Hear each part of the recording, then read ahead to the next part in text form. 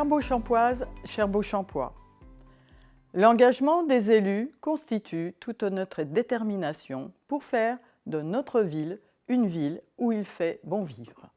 Contribuer à son évolution, la rendre dynamique et attractive tout en préservant son cadre harmonieux. Avant d'évoquer les réalisations et les projets de la ville, il me semble important, dans le contexte actuel inquiétant, qu'il soit international ou national, de rappeler nos valeurs républicaines.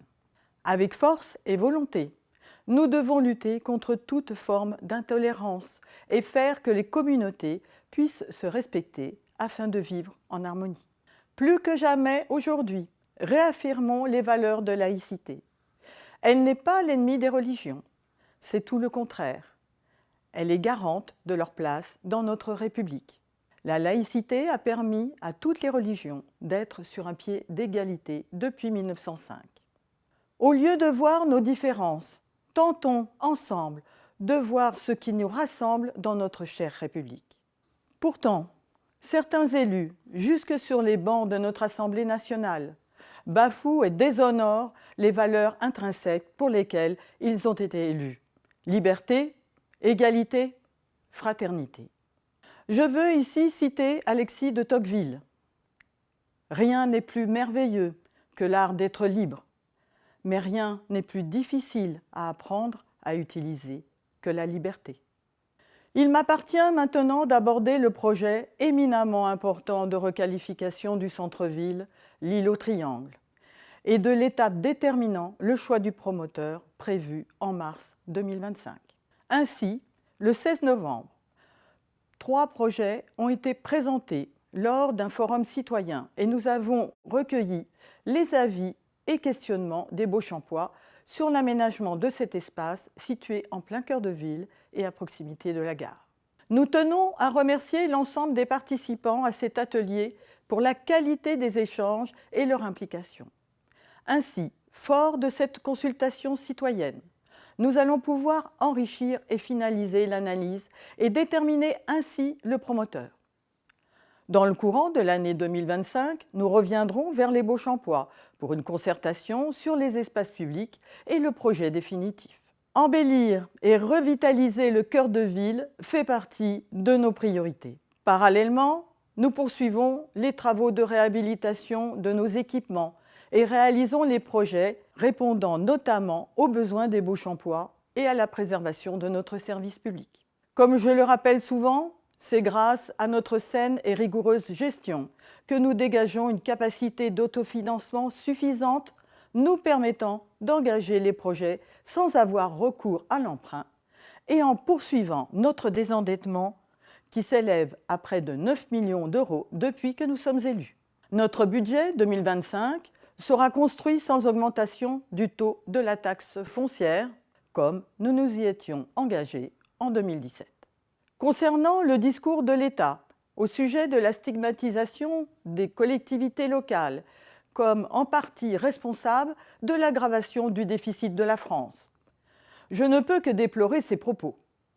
Non, nous n'accentuons pas le déficit de la France, ni ne le creusons. Bien au contraire, en ce qui concerne notre gestion, elle diminue notre dette tandis que la gestion de l'État accroît celle de la France de façon inquiétante. De plus, pour tenter de la résorber, l'État agit essentiellement sur la pression fiscale et non sur les dépenses, tandis que, comme je l'ai dit, nous n'augmentons pas le taux d'imposition de la taxe foncière. En cette dernière année entière de mandature, je souhaitais, avec mon équipe, vous remercier pour la confiance que vous nous avez accordée en 2017 et renouvelée en 2020. Ainsi, fidèles à notre programme, nous avons tenu nos engagements, tant au niveau des investissements portant sur les équipements que dans de nombreux domaines, qu'ils soient urbanistiques et environnementaux, avec notamment la révision du PLU en 2020 qui a permis de protéger le patrimoine architectural et végétal de notre ville, ou sociaux avec le souci d'apporter un service public de qualité. Concernant l'année 2024, je citerai quelques travaux importants. La réhabilitation du centre Omnisport, la rénovation de l'avenue Carnot, le remplacement des toitures des 2 bâtiments de l'école Paul Bert, la création de la cour Oasis de l'école maternelle de la Chênaie, la réhabilitation d'un court couvert de tennis. Ceci pour un montant total de 5 800 000 €, dont 2 740 000 € à la charge de la commune, ainsi que la création d'un rucher dans le bois Barachin. Concernant les projets pour 2025, nous allons créer la maison des associations et de la jeunesse, avec un commencement des travaux début 2025. Une micro-crèche située en lieu et place de la maison des assistantes maternelles. 2 classes à l'école élémentaire Pasteur. Une cour Oasis pour l'école maternelle Anatole France. L'aménagement d'un local pour l'accueil du service périscolaire dans l'école Pasteur en lieu et place de 2 logements. En termes de communication, nous avons lancé la refonte totale du site et du journal. Ils seront opérationnels début janvier 2025 pour le site et dans le premier trimestre 2025 pour notre bimestriel. Étant très attachés à l'histoire de notre commune, nous lançons en 2025 l'écriture du livre du centenaire de Beauchamp, fêté en 2022. Un siècle face à l'accélération du temps, à sa modernisation et à sa richesse. Et enfin, la réalisation via la communauté d'agglomération Valparisis d'une consigne sécurisée de parking vélo Île-de-France Mobilité, 200 places à la gare du côté de Beauchamp. Pour continuer à répondre aux besoins des Beauchampois et à l'accueil d'une nouvelle population, nous planifions les projets dans le cadre d'un plan pluriannuel d'investissement sur 5 ans, révisé chaque année en fonction du contexte local et national. Ainsi, parmi les grands projets, il serait envisagé une école maternelle de 4 classes projetée en 2027, située dans le périmètre de l'accueil de loisirs. Concernant les subventions accordées dans le cadre de nos investissements, je tiens à remercier la communauté d'agglomération Valparisis, le conseil départemental, la région Île-de-France et l'État pour leur soutien financier indispensable à la réalisation de nos projets. Nos actions témoignent de notre volonté d'agir au plus près des Beauchampois. Nous intervenons dans tous les domaines.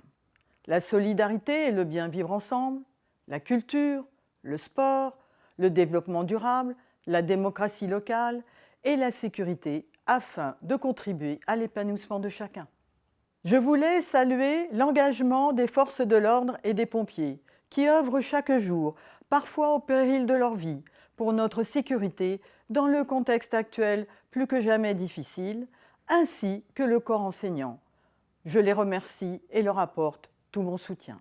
Enfin, j'adresse tous mes remerciements à l'ensemble de mon équipe, adjoints, délégués et conseillers municipaux, pour leur engagement fort tout au long de ces années auprès des Beauchampois. Je remercie également tout le personnel communal. Je veux, avec l'ensemble des élus du conseil municipal et le personnel communal, vous adresser tous mes vœux pour l'année 2025.